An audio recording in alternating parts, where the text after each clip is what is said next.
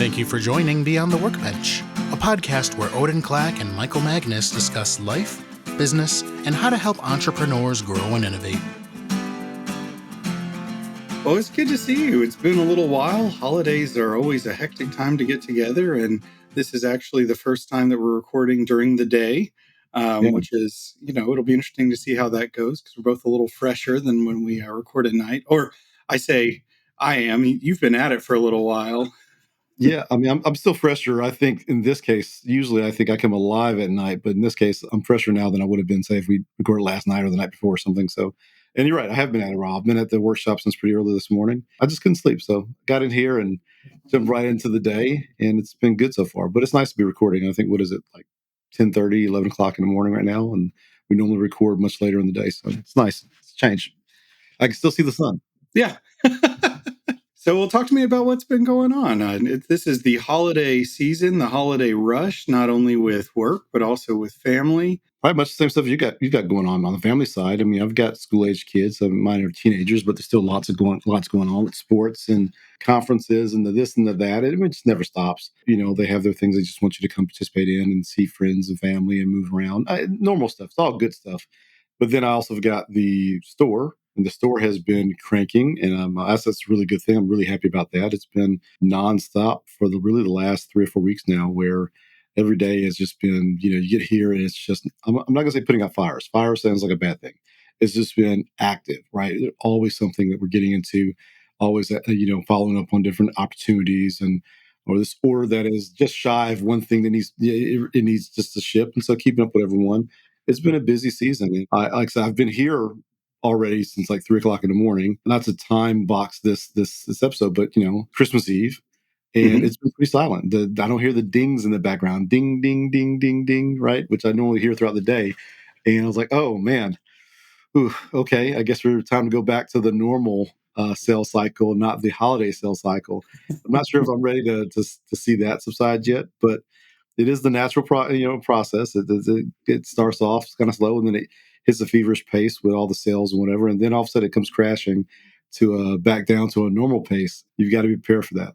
No ding ding dings in the background today, not as much at least. How about you? What's going on with you and the family?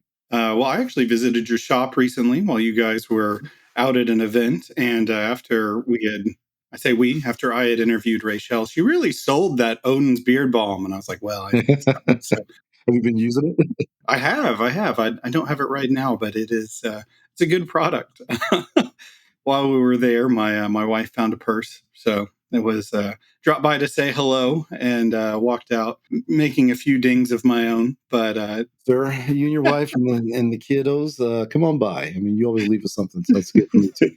Yeah, and so for me, this is like the busy season for the kids, and my wife's elementary school theater teacher, so she's got recitals, and then both kids go to performing arts school, and so you got the choir rehearsal and the dance show and all of it. And so, I think the challenge for me a little bit is finding that balance of being the supportive dad, being the involved husband, being all of these different things, and then being okay with not getting things done in that time, because it's easy for me to think about all the things that I should, quote unquote, should be doing, right? But really what I should be doing is being there.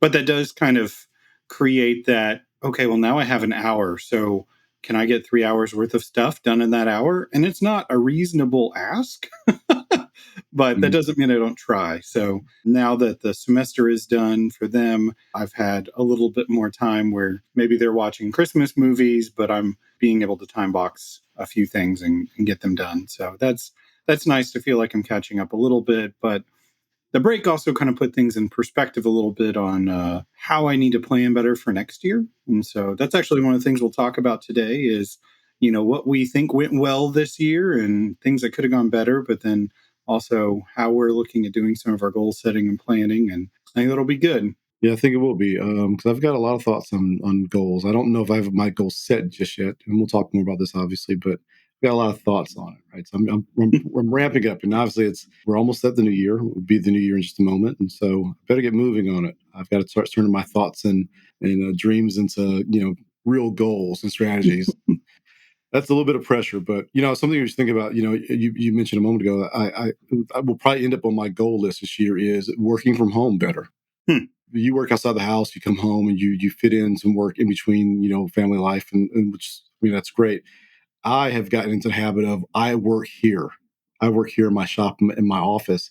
And when I get home, the idea of pulling on my laptop is like a battle, like a mental battle. I mean, I'm just fighting to stay awake at that point. I think there's an opportunity for me to kind of shift that around a little bit where I'm more comfortable breaking up the laptop when I'm at home. So I can do some work while the kids are watching movies and while the Yeah. game's on, something like that, or while whatever is happening in the house. I can sit there and be present, be there in the house, but also still make progress on something like the website updates or whatever. That definitely should probably end up on my goal list. So, well, maybe I'll have to circle back to that as well. Yeah. Let's talk about this year first, 2025. For when this releases, I think it'll be the first of the year for 2026. So it'll be a great time for everybody who's listening to, just have some of that reflection as well. Hopefully, you've already been thinking about it a bit. But for you, what are some of your things, good, bad, or otherwise, that when you look back at 2025, you say that went well, that could have gone better, or I learned something from that? Probably everyone else. It's easier to say what didn't go well than just to say what went well. I mean, when things go well, I doubt any of us spend enough time, patting ourselves on the back, marking that as an achievement, right? We just kind of say, "Oh, cool, great," and we move on to the next thing, the next Hmm. fire. And so, I don't want to come across negative because I think we had a great year, and I think, and as you asked me that, reflecting on it, we had a good year. I mean, there were some changes. One big change for me is how much time I'm putting in here. I was spending a lot more time beginning of the last year doing my consulting projects and working with some other clients outside of leathercraft, spending time on Zoom calls and things like that. And that was all good. And then in April, I made a shift. Now most of my time is spent here, focused on Odin leather goods. And so with that came some great things. More time invested here. I was able to clean up a lot of things that had been on my list for a while, operational things, website things, just managing my team here differently because I'm now going to be more hands-on and focused on them doing the hours that they're here versus me doing it as I pass by in the morning and as they leave in the evenings, right? That's what I used to do. So that was good. But it also uncovered a lot of opportunities as well. And so my list didn't get smaller. My list really got bigger because like, oh, now that I have more time to put in here, I can see there's an opportunity for me to invest in different ways. And I really do think going into 2026, I will have to invest different ways. But back to 2025. Good things. My time here is being well spent. We've made a lot of changes operationally. We have some financial things some goals we achieve.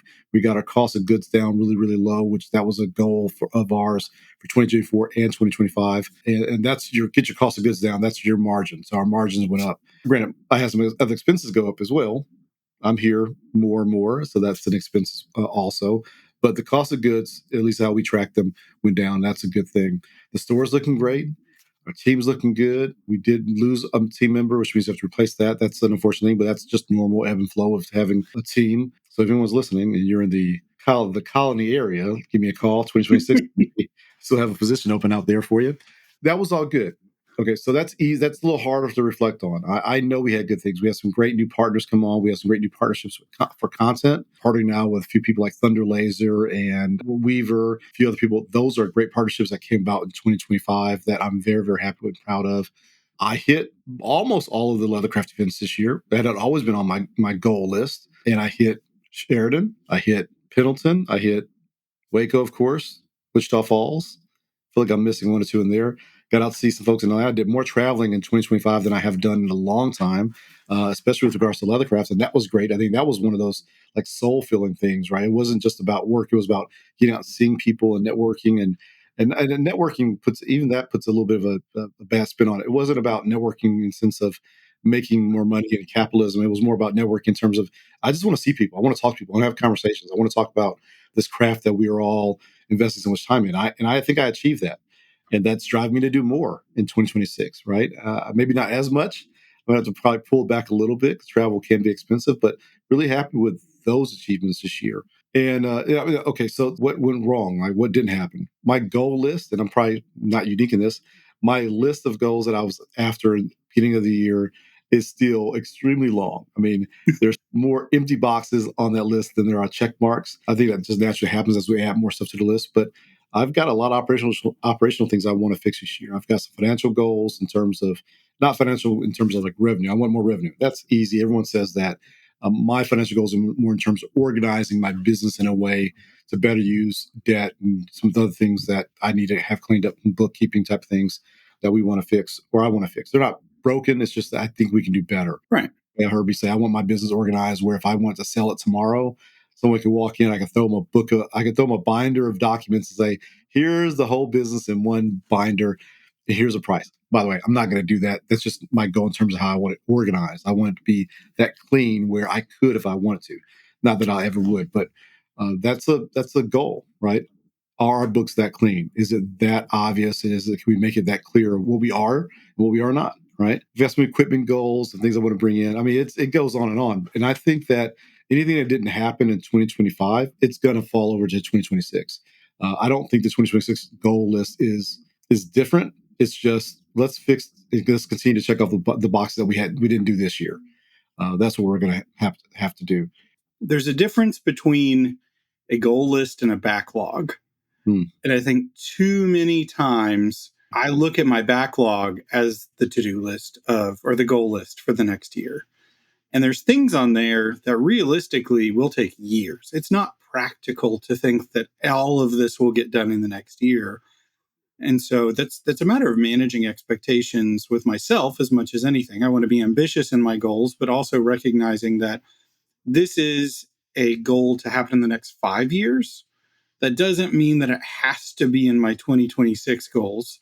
I will tell you, I do have those. I do have my long-term goals, right?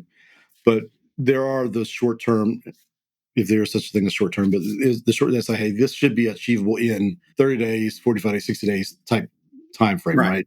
This should be achievable this year. You're mentioning, backlog versus goals is also, I want to make sure I don't conflate, goals versus strategy, right? I have strategic goals also for the business, and those are long-term goals that they're not going to happen in one, checkbox. That's a combination of a lot of check boxes and a lot of things that have to happen over a great period of time.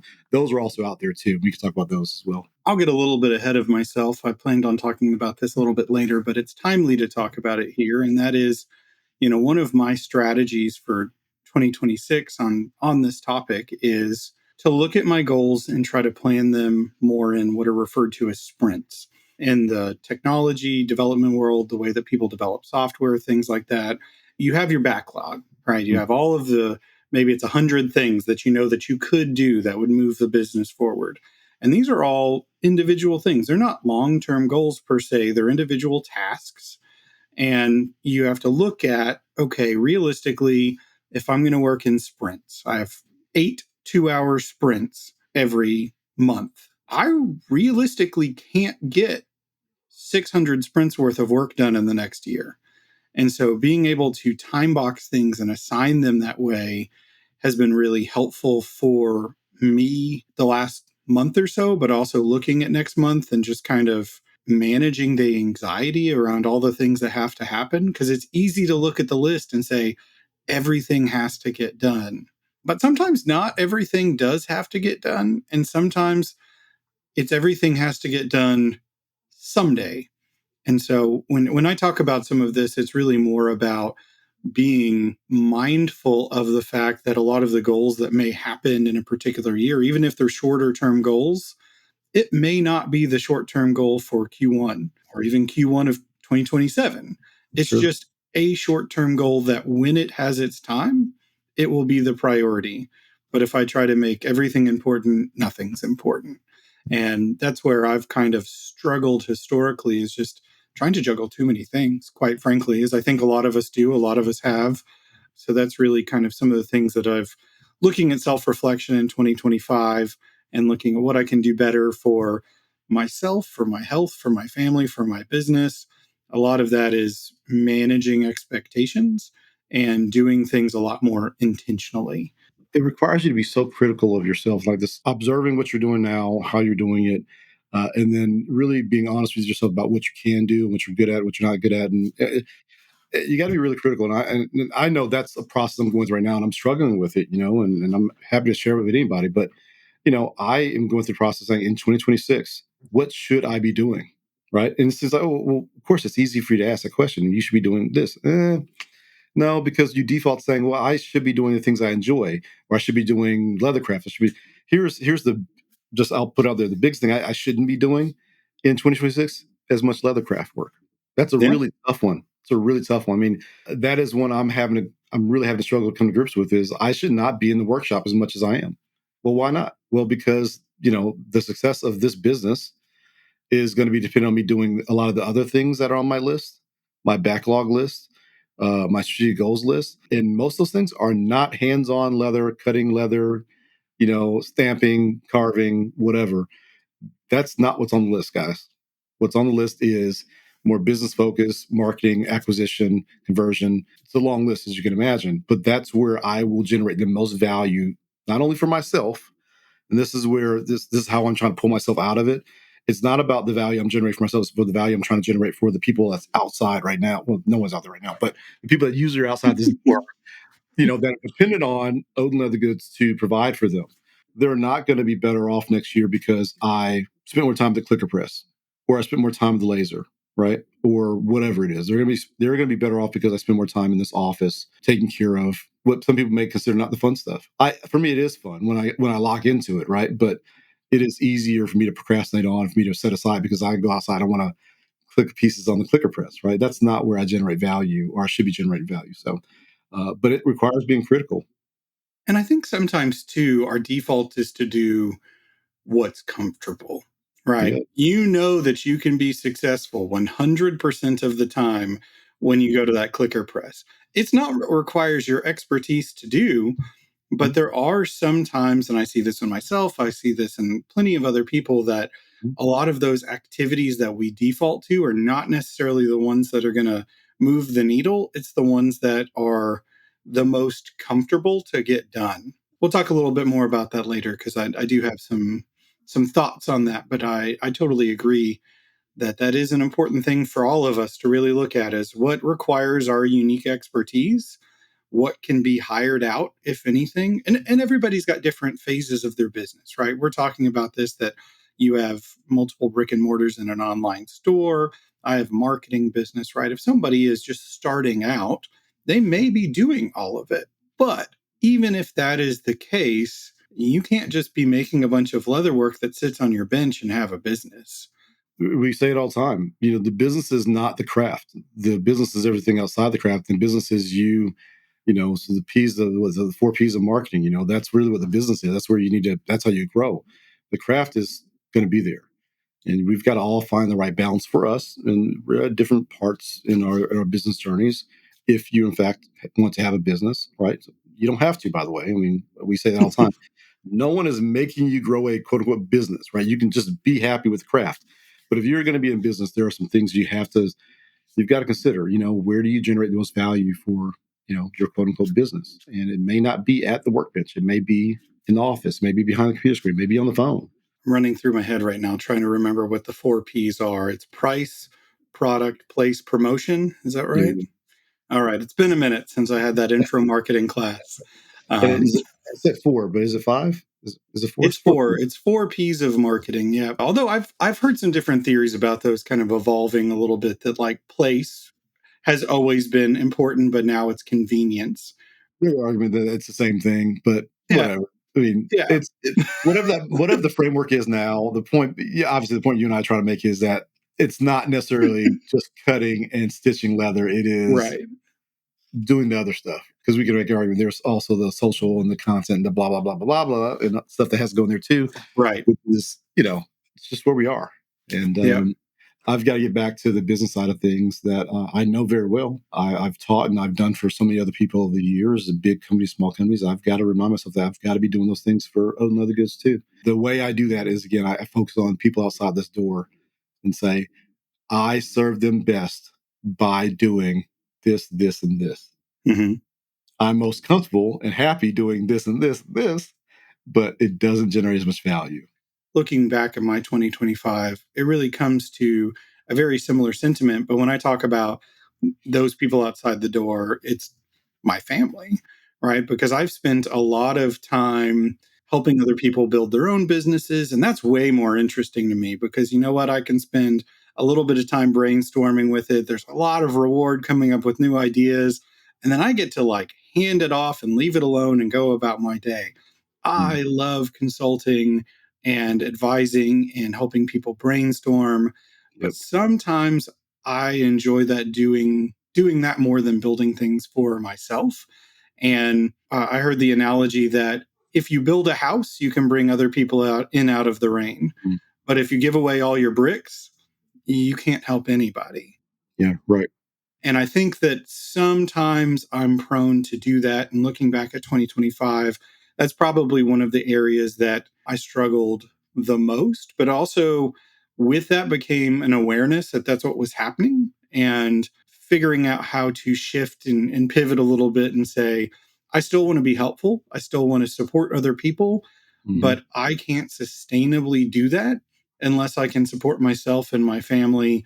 How can I spend time building my own business, but Mm-hmm. maybe even doing that in a way that is a resource for other people still, right? Those two things don't have to be mutually exclusive. And I have the luxury that I have a full-time job, so a lot of the things that I do in, I wish I was joking, the 4 businesses and 3 nonprofits that I'm heavily involved in, that is all bonus, right? And so that's a luxury.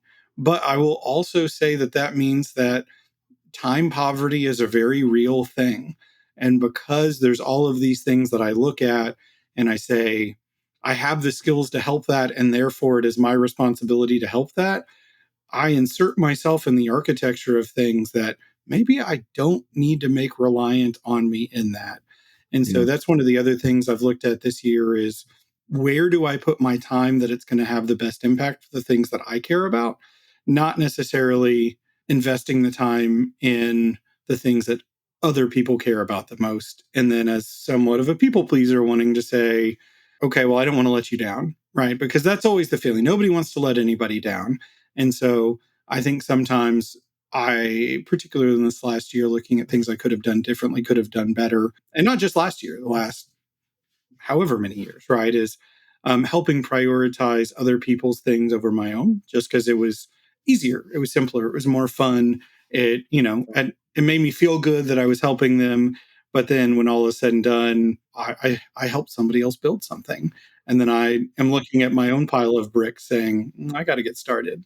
I mean, you've heard people say the cobbler's kids have no shoes, or the barber needs a Mhm. haircut, right? I mean, I think that's part of what's going on here is that, it's easier at times and fun to help and jump into other people's businesses or projects, whatever, and contribute that way because we don't have to be as critical. We can just use our skill sets to in a creative way which is what we like to do. But when you have to turn the mirror back on yourself and say, okay, how do I grow whatever your project or your business or whatever, it gets a little more, like, oh, this is tough. This is something, that takes a bit more thought and more brain power, right? It's easier to default to, let me just talk to you about your business, how to grow your business. That's much easier to do and much more fulfilling to do than going through the trouble of doing it for ourselves. And the other thing, part of this is about comfort as well. Like, I'm more comfortable doing that. I could talk to you about your business all day long and let's grow it. Let's make it, $3 trillion business if we want to do that. How are we going to do it? Let's get into it. Also, in terms of comfort, you have an outside job, you have another job that you do. There was something that said that it's great to have that, but it can at times remove urgency from our Mhm. goals list because it's not like we have to have it done a certain time. If it doesn't get done this week or it doesn't get done this month, what's really the risk of it? I've been living in that space for a long time now, and I think I can transparently and say this, that Odin Leather Goods would be a much different business at this point, right? Yeah. If I didn't have other sources of income, if I didn't have other ways to generate, income for my family, like I've had over the years, doing consulting work and things like that, you You know, didn't have that crutch. if I didn't have that crutch, that comfort. Now, very blessed to have that level of comfort, right? But it does reduce the amount of urgency that you have in some of the other things that you're working. Like, hey, if I didn't sell the 150 belts this month that was on my goal list, whatever the number is, right? And we only sold 90, it doesn't hurt as much because I have other ways to make up for that. You have to appreciate it, but you also have to understand that it also is holding you back in many ways. And it's different. When you have to go shake trees and you got to make it rain every month, that's what you do. When you don't, you're comfortable. You don't push as hard. It certainly drags out the timelines of your goals Yeah. too. So because, if you have 40, 60 hours a week to do something versus 4, Hmm. it it's going to take 10 times as long naturally. And with that comes a risk, right? Because I'm taking so long to do it, is somebody going to come and do it better, faster than I am because they have the capability, they have the time, maybe they're not even as good at it as I am, but Mhm. if they have the time to dedicate, so there is that risk in any of those things, that time is not our friend in some of those. So It makes me think of people always say, when should I quit my day job? All these thoughts just went by. When people always ask, when should I quit my day job? And there's this assumption people make that, oh, if I quit my day job and I go, because we're talking about being comfortable and not letting that hold you back. I don't want anyone to just jump off the cliff here. So the question is, when do I quit my day job? I like to tell people, hey, just because you quit your day job and you give your business 8 more hours a day of your time doesn't mean it's productive time, right? It mhm. just doesn't work that way. So I came out of a situation where I feel like I'm less productive this year.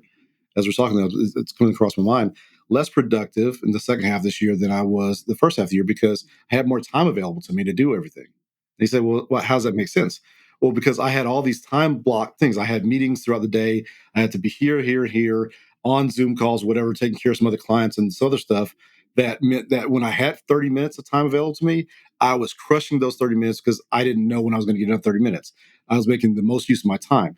Now I have a full day available to me, or half day, whatever it turns out to be. Things get stressed out. Oh, I'll do it a little later. I'll do this. I'll do that. I'm just kind of, things aren't moving as quickly as they used to. So I've got to find that as well, that balance. In time blocking, we talk about that a lot, just you and I personally, is how do I use time blocking to my advantage so that I'm being critical of those time blocks, right? It's easy for you to say, when someone else is guiding your calendar, your schedule, and say, no, you're time blocked because you literally have another meeting. Somebody's expecting you over here. You know, Mhm. for me, it'll be easier. But when you're the only one to be accountable to, Yeah. time can get a little fluid, right? You can take a longer lunch. You can run an errand or two, and then you've lost half your day.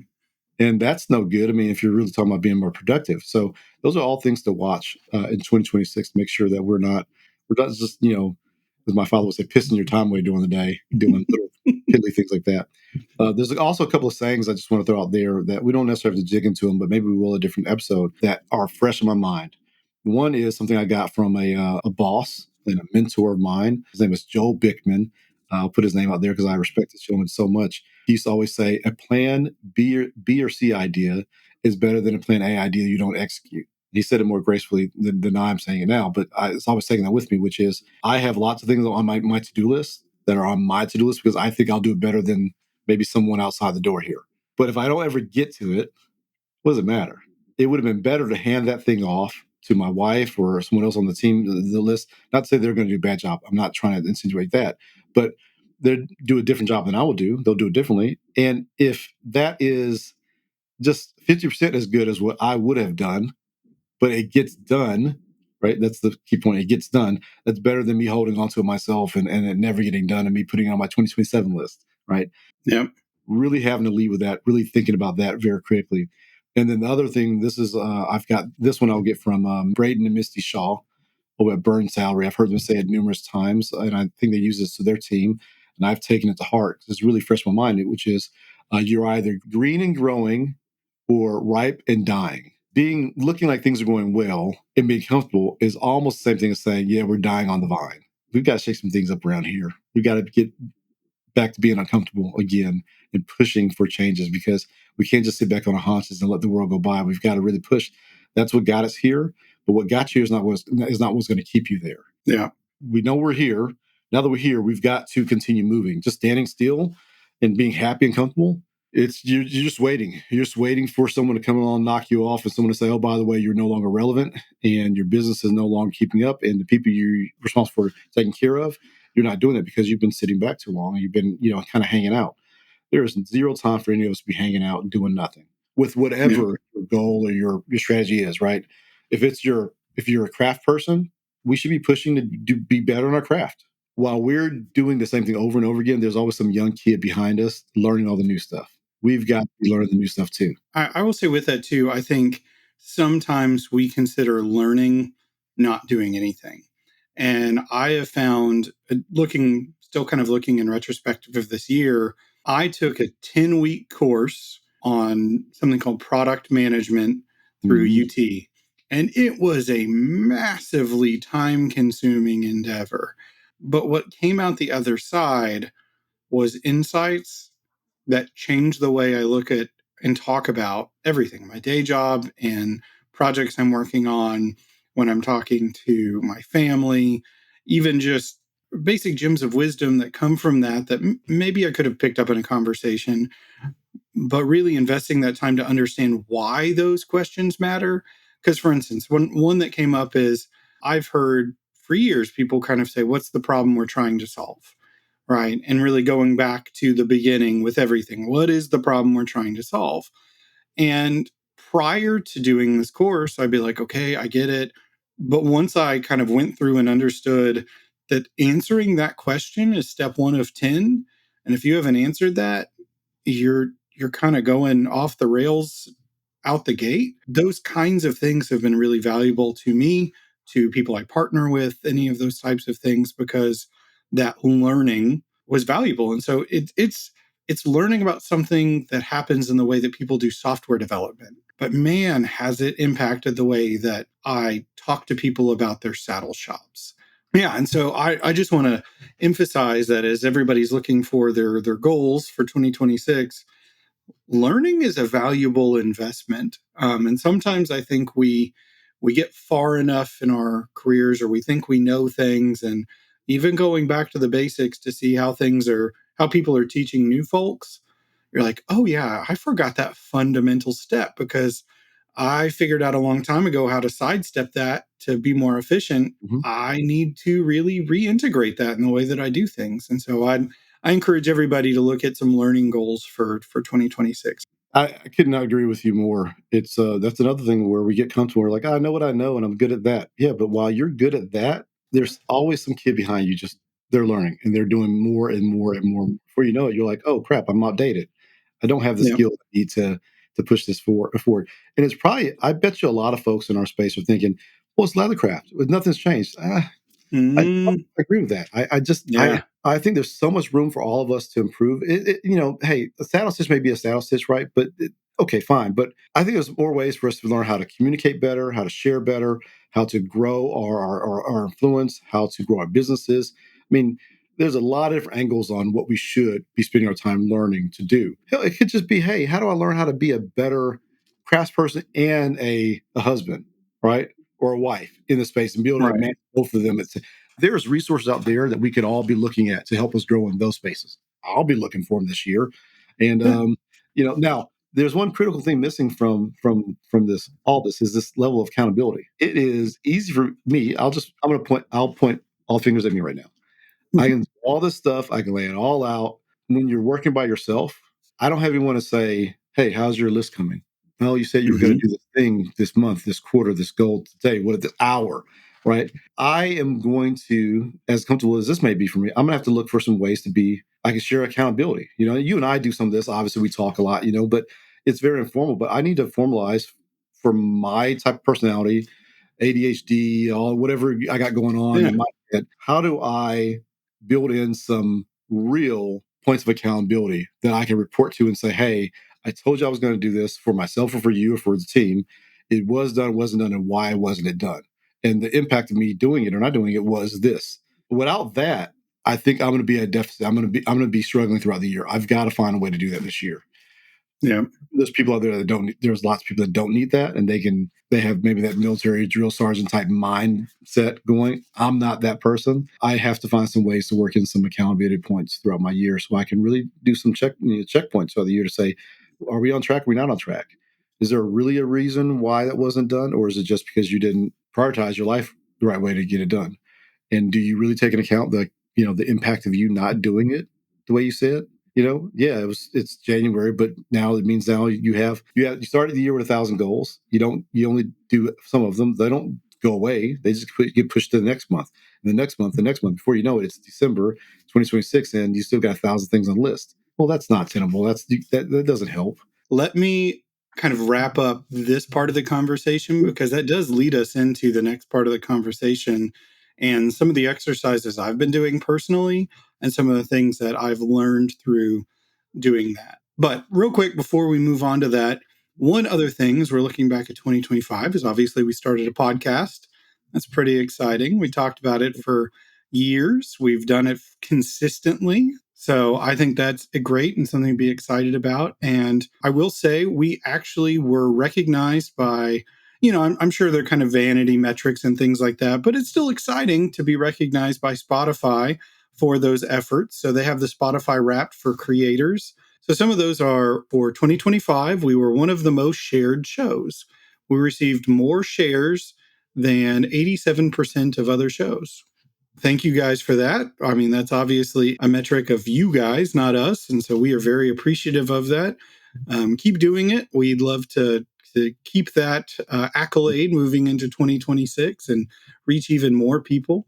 This is like this whole thing we're talking about, let's take a moment to vocalize and say, these are achievements, right? Right. And not downplay them, right? Not say, no, these are things that happened and I think we should be proud of them. Let's not just gloss over them and run by them. It's a reflection of us, the work that we've done here, but it's a reflection of the audience as well. And we received more shares than 87% of other shows. And there's a ton of shows out there that cover like millions.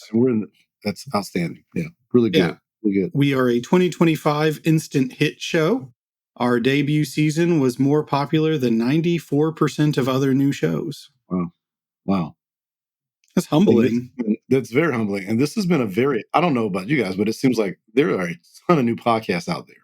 Mm-hmm. Over the last 2 years, so many, every celebrity, every, pundit, every talking head, which I guess we should be included in this group of talking heads now, has a podcast now about anything and everything. And so to be included at that level and to have that success, I think is really great. It's impressive. And the last one here is that we are a 2025 marathon show, that fans listen to our show longer than 90% of other shows. That's pretty cool. I have a few shows I listen to when I'm trying to go to sleep, and they just literally play nonstop. Hopefully, we're not in that group of shows. People still sitting there, they actually appreciate what we're saying. We're not putting them to sleep at night, but still, I'll take whatever we get. It's cool. Yeah. Well, and I ran the statistics on it, and I don't have them in front of me, so we'll share those at a later time. But as we look at some of the analytics and statistics from the podcast for this last year, it's easy to look at, followers and say, man, we put a lot of effort into this. I wish we had had more followers, or I wish we had more people who were following us on YouTube, but we're doing okay on Spotify, right? It's really easy to kind of get lost in those kind of numbers. But when you look at aggregate, that there have been hundreds of hours of listening time, thousands of hours of listening time of a small group of people. And it's growing all the time. It's not even that small anymore. We get amazing feedback from the community on Instagram posts and all that kind of stuff. It is humbling to hear from people kind of some of the things that resonate with them, or the little gems of wisdom that they get out and how it changed their business, or how there was a post of something that Rochelle had shared in our episode, and someone was like, as soon as I heard that, I rearranged my shop. Those are the kinds of things that it's having impact. And it's easy to get lost in some of those things, like, I wish we had more followers, right? I'm appreciative of the followers that we do. But for anybody, for any kind of business, it's easy to kind of look at some of those and say, it could be better. But then you look at really the dedication of the people that are consuming. You're like, no, you know what? This is worthwhile. I appreciate this. And hopefully they do too. Hopefully it's not putting them to sleep. I'm grateful for the people that are listening.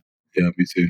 I think we'd probably hang out anyway, but the fact that us hanging out and bringing in people is meaningful to people, that makes it worthwhile. Yeah, I think you're right. Followers, I don't think is the only metric. It's a metric, right? Mm-hmm. But it doesn't tell the true tale about engagement. It doesn't tell the true tale about people who are listening to us on a weekly or biweekly basis. The value they're getting out of the conversation. I know. I mean, just look at yourself. How many people do you follow on YouTube? Programs you watch on YouTube over and over again, but you don't subscribe to, or even podcasts? But I have quite a few. And I think the world's changed. Followers is not really the biggest piece. It's engagement. So the one request I would have people ask of people, they're thankful what we're getting from everyone now. But in 2026, comment more. Comment. Yeah. Tell us that you like what we're saying. Tell us that you don't like what we're saying. You agree. You don't agree. Add to the conversation. I mean, I think that's really what I'm driving towards is the more we can generate conversation in between the episodes, and whether it be agreement or disagreement, whatever, and community around that, I think that will really help us achieve our personal goals and why we're talking. When we want to talk about this anyway, it's good for us, you and I both. But also, I think this is, we're trying to feed the community. Sometimes we need to get a little feedback from the community itself to say, hey, this is what you're doing this well, you're not doing this well. This is more information I would like to have. A lot of the talk conversations we've had so far, especially when we're doing these one-on-ones like today, has come from a question we received from one person or another person. We have a few really dedicated people that always comment, always ask us questions, and I love hearing from them. But that's be the one request. If you haven't yet commented, leave a comment on any of the episodes. If you go back and listen to the old ones, go back and leave a comment on those too, on whatever platform you are listening on. This applies to YouTube, Spotify, and Apple, right? Instagram, yes, absolutely on that as well. And then share. If you get a chance to share it, please share. And then really for me, the last thing is subscribe. I'd rather you comment, and then subscribe versus subscribe and not comment. All those things are great, but if I had to choose, I'd rather you comment, to be honest with you. Yeah, well, and when I say add to the conversation, you and I have our perspectives, but there's plenty of other people out there that have found things that work. And we're not the only authorities on anything, right? And I don't think either of us would ever make that claim either. And so if we, have something in a particular episode and you're like, this reminds me of a quote or something that I've tried that works really well, we love those kind of comments because sometimes it's helpful for us too. We learn as much from the engagement as we do from being able to share sometimes. And so I appreciate when people comment, not just for obviously algorithmically it helps reach, it helps other people discover it, but it kind of lets us know what people are connecting with, what they like. But also we want to know their expertise. And there's quite a few, I will say there's been a few people who have either reached out or commented or said, hey, because I heard that on the episode, it's made me, want to pursue doing this. And several of them I've said, great, I want you to come on the podcast and talk about that in 2026 because we can learn from, the goal is for everybody to learn from each other. There's not one way to do business. What works for me doesn't work for you, isn't going to work for somebody else. So it's really finding bits and pieces from everybody and combining those in a meaningful way. Absolutely. Absolutely. Love it. Love it. Well, as we look forward into 2026, right? I think goals, we've kind of talked about goals throughout, right? We've talked about what our goals were and how maybe we didn't reach some of them or what we did and what's, what went well, what's kind of spilling over into 2026.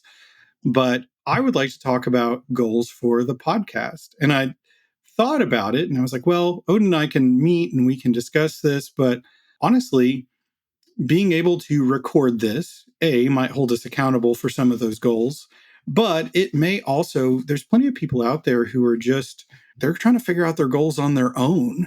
And so being able to hear how a discussion happens through some of that goal setting, I thought maybe it'd be helpful for some of the people in the audience. So I'll probably put you on the spot in a few places. And there may be some times that we say, let's circle back to that because I don't know that I know right now. But I do think that it's a good exercise and hopefully it'll help some people as we kind of talk through it. I'm with it. Let's do it. I will start out by saying that one of the tools that I've used this year that's been really helpful for me is ChatGPT. And I know that's controversial for a lot of people for a number of reasons, but for me, largely ChatGPT is that piece of feedback, that perspective building that I need sometimes. I will say I've probably spent 8 to 10 hours just building out what I call Mentor Bot because it's been really useful. But where I started is I said, okay, where do I want to be in 10 years, 20 years? And I built out that persona. Here's the things I want to have accomplished. Here are, here's what I want my relationship with my family to look like. Here are just all of it, right? My health, my faith, my all of these things.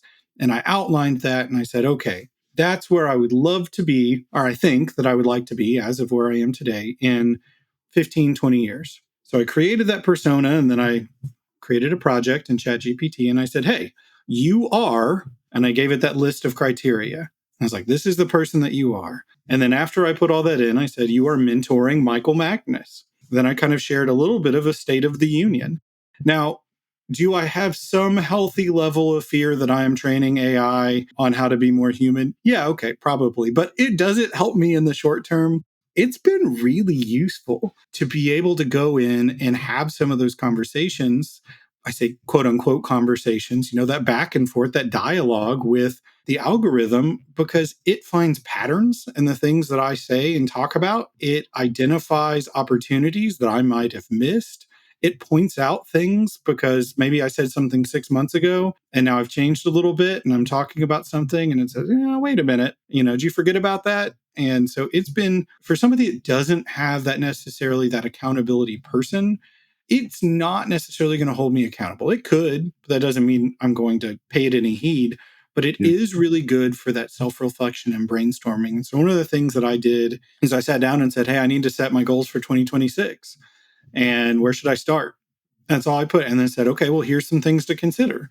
What are your responses to these things? And then I kind of engaged in this active dialogue about some of the new ventures that I have, some of the nonprofit stuff that, we are kind of working on. There's some interesting things in the mix, but not only how to get things done, but how to manage expectations with myself. I know I said that earlier because it's easy for me to say, I have a day job and literally 7 other things that could be getting my attention that aren't my health and my family.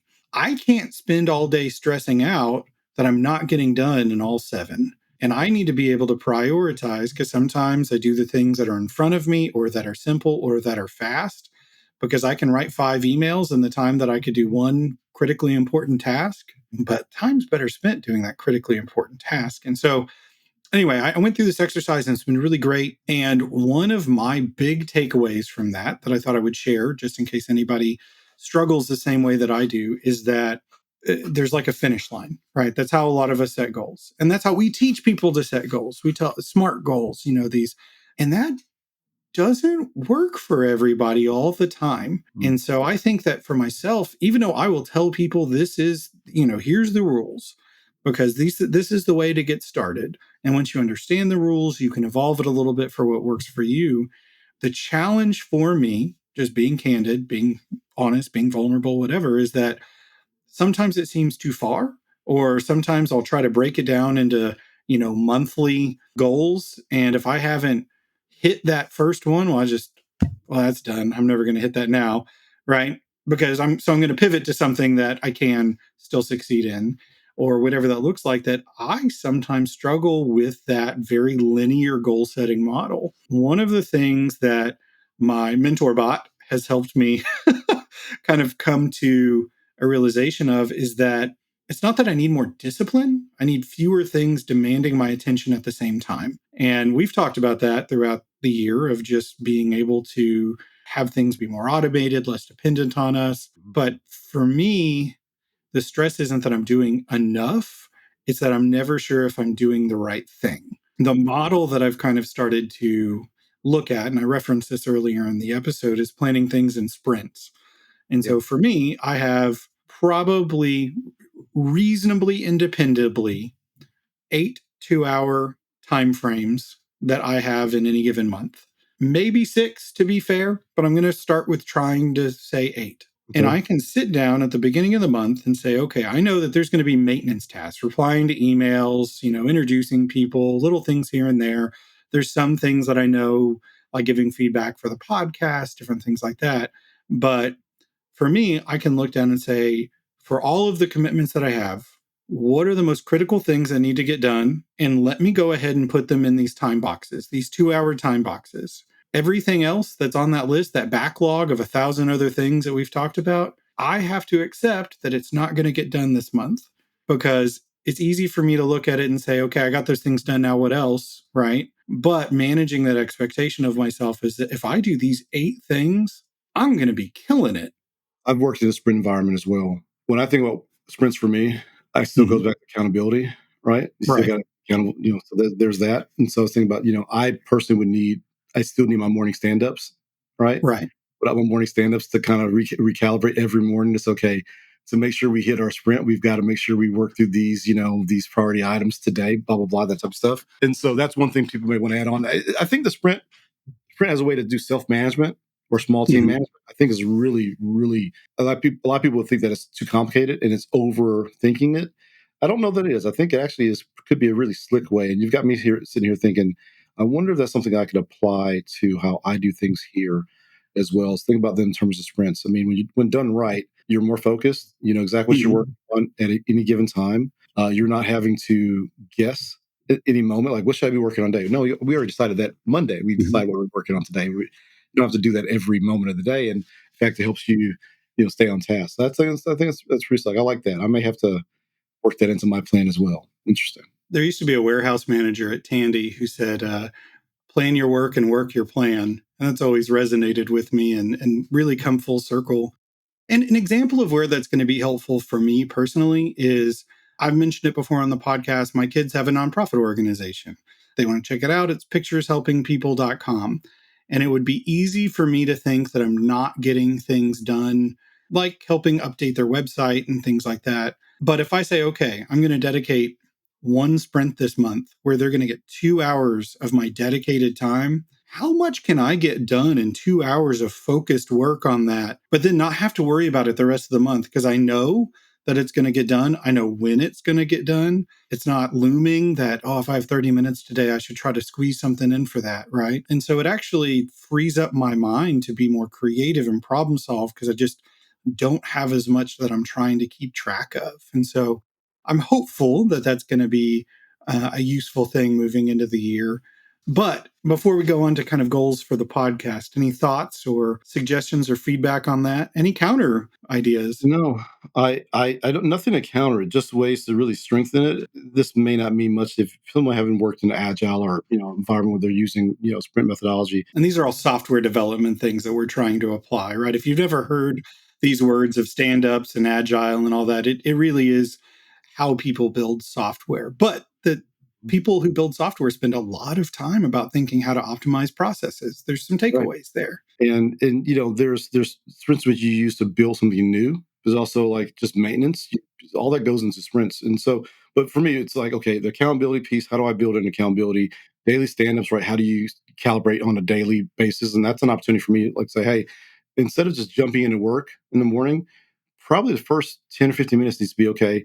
Let's go back to the plan. What part of the plan are we working today? What's the most critical part? And let's work that plan throughout the day, not do it on the fly. Okay. And then, but another piece that you already pointed out for yourself was understanding your capacity. Usually in a sprint, my background is like, hey, you know what your capacity for your team or for yourself, whatever. I have this much capacity, usually in terms of hours available this sprint. And I'm going to pull things off the backlog, whether they be new or old. I'm going to apply it and say, we have time for this, this, and this, because I have capacity for that. Everything else is going to stay in the backlog versus Mhm. it just being on the fly. I mean, that's how I'm looking at it. And so, but knowing how much time you want to, in my case, it would be I want to limit myself to 40 hours of work this week or 50 or whatever it is, right? This you can build just a stretch there if you need to, but versus it just being a free for all, like, hey, I don't know what I'm working this week. This week could be 20 hours this week, or it could be 120 hours this week. Mhm. No, let's plan for 50 hours. Because if you don't make that plan, it's going to be 120 hours every week. Right. Exactly. That's really the critical piece. So accountability, recalibrating on a regular basis. That's the daily standards for me. And then knowing what your capacity is and planning to work with that capacity in mind. It also is a way in terms of working with other people. Like maybe it's me and how Rochelle and I work together, right? How we assign things and say, hey, I have your capacity, her capacity is this for the week. It's capacity considering all things going on, right? Right. So in the weeks she may have 5 hours for me to work to collaborate with me. Other weeks she may have 20 hours to collaborate with me. You take that in consideration, but that's a way to keep each other accountable as well. So very interesting. I like the idea. I'd have to find a way to soften it a little bit. Doesn't change Mhm. the results, but soften it in a way that's a little more consumable for the team here and for specifically for Rochelle and I. I'm liking it. I'm leaning towards being on your side of the fence on this one.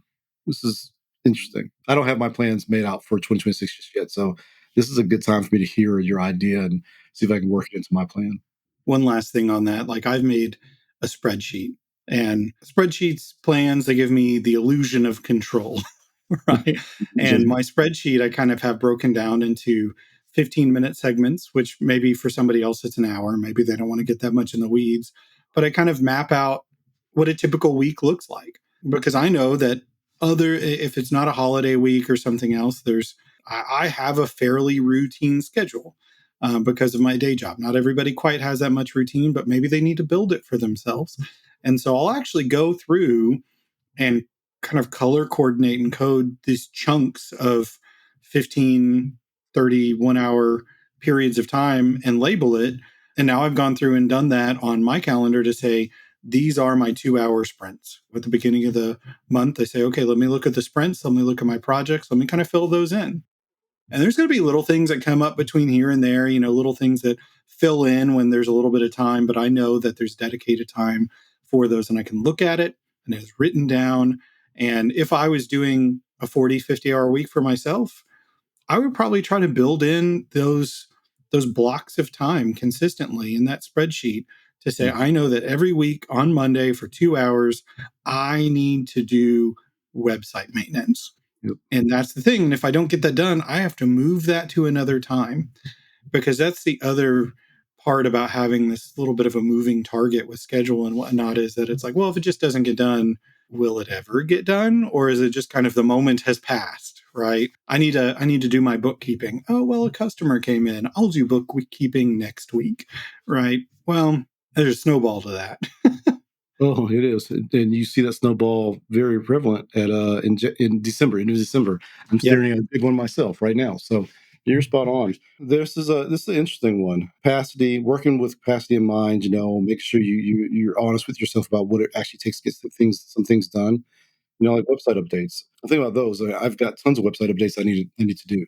Some are things that come up week to week and day to day. Others are, hey, just good maintenance that needs to be performed on the site that I haven't done in a long time. And it's nothing that's going to take. I promise, I don't know how long it's going to take. So, like, how do I break these tasks down that could be massive into bite-sized chunks? Eat the elephant one bite at a time type of approach. So it's not so much I have to complete it all in one sitting. It is I need to make progress on it in each sitting. Right, Mhm. that progress could be big or small, and I'll have to look at it like that as well. Well, for the podcast, talking about goal setting, it's funny Yeah. because we talk a lot about the ways that we structure our businesses. Then we have this podcast, which is kind of an entity of its own. Mhm. But we don't necessarily have those same types of conversations about the podcast and goals. And maybe that's okay. Maybe it's, a thing that we do for fun. It is a cost center. We both spend money every month to kind of maintain having this to make it available. But I think it's smart to take some of these frameworks that we look at with our business and look at the podcast and just Sure. ask some of those questions to each other and of ourselves for the audience as well. They may have something that they take away. So let me ask you one of the questions that MentorBot asked me that I thought was really interesting and not easy to answer is looking at purpose. If the podcast stopped tomorrow, Mhm. what would you have wanted to have meant? And to be clear, we're not talking about canceling the podcast. We're we're having a Sure. good time with it. But if you look at kind of that reflection, I've heard people talk about it. What would you want them to say at your funeral? Those kind of things. Mhm. Same kind of thing about the podcast. If the Yeah. podcast stopped tomorrow, what would you want it to have meant? I want the podcast to fill a gap in the community that is not. It's a gap. It's the current gap. That's what I want. This and that Mhm. gap I have always said that is there is discussions about the business and the things that aren't necessarily at the workbench within the leathercraft community or craft. When we always say even outside the craft community, I think it goes beyond just leathercraft. Where are the discussions that aren't at the $1 million per year revenue mark, right, or the $200 million per year with 1,000 employees? You can get that type of content elsewhere, right? But when you're a solo entrepreneur, when you're by yourself, when you're trying to figure out how to go from hobbyist to side hustle to a business, where the conversation is going to help you answer or at least think through some of the challenges that you're going to encounter. That's what I have always wanted this podcast to mean to other people. It's a place, it's a resource they can go to. I would hope people listen to us like they're part of the conversation. I know it's just you and I, but the third person is our listener. You, me, and someone else talking on a biweekly basis about these things that we encounter in our hobby, craft, in business lives. Yeah. That's what I want this podcast to mean to ourselves and to others. Part of the reason that we started it was just looking at there's not as many resources or conversations or discussions around this particular topic. And it's a critical piece because there's a lot of classes about how to make your carving better, right? Hmm. Or all of these different things, but there's not always as much discussion around how do you make sure this thing that you love is sustainable? Yeah. And so I think for me, that is, and that's one of the things that we get from the comments and things like that too. And people share is just that validation that we are doing the thing that we set out to do, that it does have value for people in that. And so I would agree. I think that's a good way to kind of frame that. And I'll say there's lots of other things with that are byproducts, right? We get the opportunity to foster some good relationships that we've had with other leather workers by bringing them onto the show. I've learned a lot about podcasting, which as a marketer, that's not a thing I ever thought I wanted to know anything about. But you'd be surprised how many times it's come up in conversation like, oh, actually, I have this interesting little tidbit because I have a podcast. Right. I always feel silly. I feel like I have to say I have a podcast in like a goofy way so they know that I don't take it too seriously that I have a podcast. But still, I there's a lot of things that I have learned through the process of even just having these conversations that's been useful learning that I've then been able to kind of pass on and think about problem solving things in new ways. And so that's not the reason that I do it. I don't do it so I can learn about doing a podcast, right? But there are a lot of kind of interesting positive byproducts of having done this. But I think it's an important question to ask that not a lot of people, and maybe not enough people ask is, why am I doing this? And what would the results need to look like for me to be proud that I did this versus regretful? Mm-hmm. And I think a lot of people just kind of get into it, or they look at, or they make numeric smart goals, right? Or whatever those things look like, but they don't really look at the why, the vision, the purpose behind what it is they're doing. Now, in terms of looking about how we are successful or not successful, I think we agreed earlier on in this process that we weren't going to measure our success in terms of followers or some other, technical metric. It was going to be in terms of, hey, are we doing it consistently? Are we putting out content that we're happy with and that we feel represents us well? And I think we can check those boxes. I think we've been consistent. We're happy with the content. It's authentic. It's genuine to us, right? We're not trying to follow some arbitrary model. Have a good podcast. You have to do this, this, and this. We're not doing that. We have been critical. I think we have said, are we doing the best job possible given what we have to work with? Maybe in 2026, it's time to, maybe we will find time to move away from some of those things. And because we've achieved yes, we're meeting consistently. Okay, now, not only is it meeting consistently, but are we putting out content on the right schedule? And we're doing all these things, this checklist of things to go along with every release, Mm-hmm. I think it's natural for us to grow and mature in our process. And Mm-hmm. a lot of this episode, let's talking about that. And our goals for 2026 need to reflect that. Okay, we've done the startup. We'll be in start phase for a while, but now from startup, but now it's time towards growth and maintenance and refining the product that we're putting out. There should be an opportunity for us to do that in 2026, or at least really my first thought is need to take time to consider what are the points of growth that we can chase after this year. Well, and I guess at some point too, although that wasn't one of our goals to start out with, should we, consider having some growth goals for 2026 to kind of say this is what success looks like? Because we may both love having these conversations and maybe we would just do it anyway, right? But there's a cost associated, there's time associated, there's mental energy associated with doing this podcast. It's one more thing to do, right? We both have plenty of things to do. And so I think it's important to kind of define for us in the podcast, what is the role that it plays in your life and my life? Is it a creative outlet? Is it about that industry contribution? Is it a relationship builder? Is it a brand amplifier? Is it something that we monetize? I'm not worried about going out and making a bunch of money with a podcast. I would probably love for it to cover itself. Mhm. Not that it's a great expense, but it is one of those things that we have a great editor. He makes us sound fantastic. We make sure that he's taken care of the best that we can. It's instrumental media. Shout out to Wolf Diaz. But at the same time, we have to do that evaluation of, as business people that are committing time and resources to this, are there any checkpoints that we need to make along the way to say, if we don't hit this, maybe we need to reduce the frequency, or maybe we need to, not be as critical about the quality because with that comes expense, and I'm not suggesting any of those things for us per se. I'm just saying those are the types of things that have to be considered in looking at what kind of the long-term plan is. So our goal is consistency and quality. We've hit that. We know what that costs. Mm-hmm. Now we need to figure out that sustainability piece, perhaps, or maybe it's worth it just to pay it out of pocket because that time that we have is better spent building our businesses versus trying to grow Patreon or get an advertiser or those different types of things. But I will say a goal that I have for the podcast is maybe by the end of the year, having it be self-sustaining. Setting the goal at, hey, we need to generate X amount of, income off this every 2 weeks to cover the cost. I think the way we're going to make sure it's self-sustaining is by breaking down, okay, where are the areas of opportunity for us to improve how we distribute? And what I mean by that is how we launch each episode. The things that there should be a checklist that says that this is nothing new. I've talked about this. Every new episode, we're going to make sure we do this, this, and this. Odin's going to make sure he consistently puts it in his email, and he's going to do this on Instagram, blah. And there's a whole list of things that I think those are the areas of opportunity for us. And again, I think it goes back to the first point, which is about maturing how we're doing this. So it's not directly related to, hey, we have to go get this much money off every episode. It is, hey, if we improve the way we're doing things, the results will be, in all likelihood, is going to be that we're going to get more followers because we're consistent. We're talking about it the right way.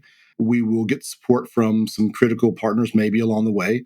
And the result will be, it's covering its costs, and it is fulfilling us personally and professionally the right way every 2 weeks, that it is absolutely well worth our time to invest in doing this over and over again. Maybe too soon to start putting down gauntlets saying, if we don't achieve this goal by February 16th of 2026, we've got to, I like the idea that we're considering what needs to be done because that's what we should be doing. We should want everything that we do to be better and get better. And then have confidence. And I think you and I do have confidence that we're on the right path, things go in the right direction. I think I have confidence because we get the feedback from people who says that they enjoy what we're doing, in the comments. So that's, I think, where we could do, and there's some little tidbit things, tactical things that we should probably work into the plan and say, hey, we're going to make sure we ask everyone in every episode, hey, don't forget to leave comments, like, share, subscribe, do this, this, and this. And we built a Patreon. A Patreon page exists for this podcast. The only person who has signed up for it is me because I just wanted to see how it worked. Well, I haven't been consistent with mentioning it. When I talk to people, I don't mention it consistently. And that's an area that I should improve in. Well, but if we're going to offer a Patreon, we probably need to offer some kind of value to that too, right? Absolutely. So, there's layers to all of it in this plan that it's easy to say, okay, it would be great if the podcast financially covered itself, right? However, what goes into that is talking about Patreon. But for us to talk about Patreon, we have to have some kind of added value for the people that want to do that. And then, to be fair, is that the priority with where we are in our lives? Because sometimes you have to make those hard calls. And so, even with bringing that into the conversation about the podcast, sometimes we may look at those and say, you know what? This is going to take 10 hours a month extra of our time. That time building our businesses would be better spent. Let's take care of it. So I do think that we should have that as a goal, as well as increasing listenership, getting more engagement, things like that, and then maybe put some more formality to it down the line. But I do think that it's also important for people to think about the impact of those goals, and if the goals that they're setting are really going to be the ones that move the needle for them. Because as everybody else sets their goals for the year, think about the things. What are the things that are maybe arbitrary? And they don't feel arbitrary because they have timelines to them, so they seem maybe even urgent. But if they just didn't get done, everything's going to be okay. It really doesn't change anything if they don't get done. And I can tell you that I fulfill a lot of goals that maybe don't have the impact that they could or should because I don't ask that question. We've talked about this also in the past, and we framed it in terms of getting those dopamine hits. The goal of the goal is not the dopamine hit. It really should be that you're progressing towards something else. everything you're saying, I'm just framing it a different way, which is the strategy and the plan, the purpose of everything we're doing this year for the podcast, for Odin and Other Goods, for the nonprofits. The purpose and the strategy, what we're after is this thing, right? And then are we achieving goals along the way to help us get closer to that? Or are we just checking things off the list? And Yep. that's a hard thing at times to do. Like when I'm writing my to-do list, I can write down all kinds of things on my to-do list and I'll achieve every single one of them today, right? And then I will still, in the day, feel like nothing got done because they weren't really the right things. And so that's important. What's the purpose? What's the intent? What are we trying to? What's the you're trying to go from point A to point B. What is point B? I have a challenge for you. And this is where we'll wrap. And I challenge you with this, and I challenge myself with this, and I challenge everybody listening with this. And maybe it doesn't work, but when you make your to-do list, I want you to try crossing out 25% of those tasks before you even get started. And just kind of say, here's all the things that I need to do. Which one of these don't actually need to get done? Then circle back to them if you have time, but don't let them take the priority just because they're the easiest. I was thinking about my to-do list for 2026, and it was overwhelming. It was a lot, right? I got to do all these things. And so what I did, I started to try to break it down into what are the areas in which I want to see improvement, and will these areas help me reach my goals for the year? I wrote down a bunch of areas, and then I started calling through that list of areas that I want to spend my time. They were areas of, first, I think I had on there website, then it was marketing general, then it was social media, and it went, all these different areas, operational, fulfillment, and shipping, storefront management, all blah blah. It went on and on. And then it's like, okay, well, really, if I think about this thing actually just rolls up into marketing. This thing just rolls in operations, and that list of, I don't know, 30 areas of improvement got whittled down to like 8 areas of improvement. And then I started prioritizing within that. Now, I've got a lot more prioritizing to do. I'm not there yet, and so the list will probably change 2 or 3 more times. But I like the approach of put it all down there and then start crossing things off the list and seeing what really matters, and being, realistic about what can actually be achieved in this period of time.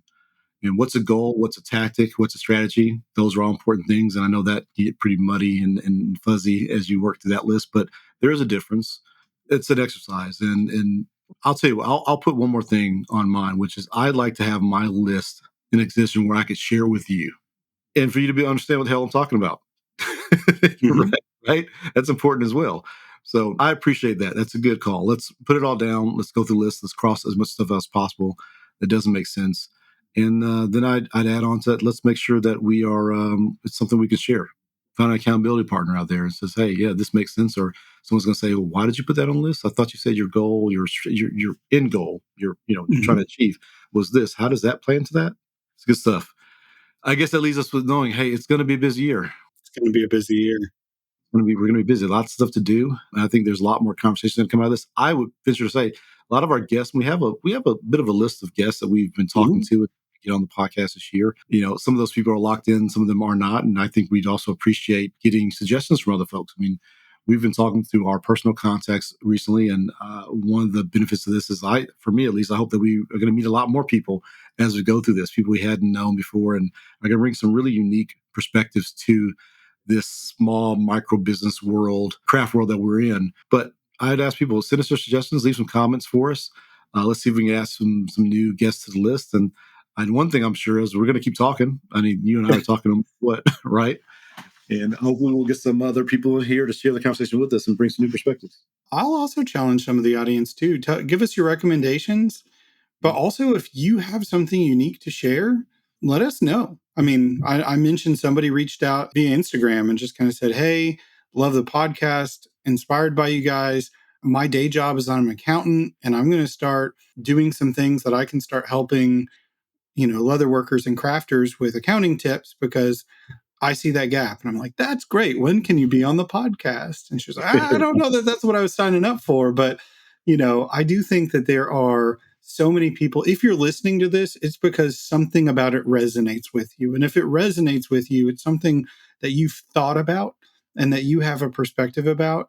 And so maybe that's opening the floodgates to say anybody who's listening, reach out. But do let us know if there's interest and kind of what that angle is, what that perspective is, because I think that we can both agree part of the goal is not to be in an echo chamber, but rather to bring in people with diverse perspectives. And maybe even in some cases, perspectives that challenge our perspectives or the perspectives of other guests. I know our next one that we have rolling out is with Nate from Lost Dutchman Leather. And he has a very different approach of looking at his business like a founder rather than a crafter. And his approach to running a team is very, very different than maybe Justin Fitzwater, who his is kind of some of his firefighter buddies hanging out, right?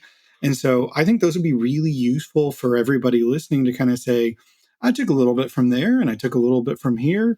But having that diversity of thought and diversity of opinion and diversity of perspective is really how we as individuals develop our own methodology for going about doing things, because everything's unique, but there's something that resonates always. So yeah, maybe one day we can work in a way for like user mail or people leave like video comments for us somewhere and spend 5 minutes every episode doing, hey, let's answer that question, which we've done a little bit of that in the past, but maybe we can expand that in 2026. We'll see.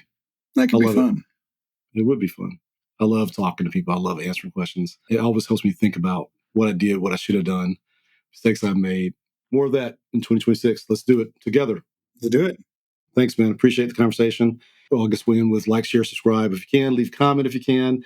Find us on Facebook, Instagram, YouTube, Beyond the Workbench. And let's keep the conversation going. Actually, technically, I don't know if you know this, but we also have a TikTok. Our core audience there for sure. Yeah, it doesn't get as much engagement. But if you are on TikTok, please do us the favor of being one of our very first followers. But the reels that we're creating on social are all ending up on TikTok too. So if that's where you are, we're there for you as well. Please, desperately, please go give us a like. TikTok always ends up on the to-do list and goal list for all of us. At some point in time, it's there. So can't avoid TikTok. Anyway, thanks, man. I appreciate it. Talk to you later. Bye. We hope you enjoyed this episode of Beyond the Workbench. You can reach us on social platforms at Beyond the Workbench on Facebook, Instagram, and LinkedIn. Also check out beyondtheworkbench.com and listen to more episodes on YouTube, Spotify, and Apple Podcasts.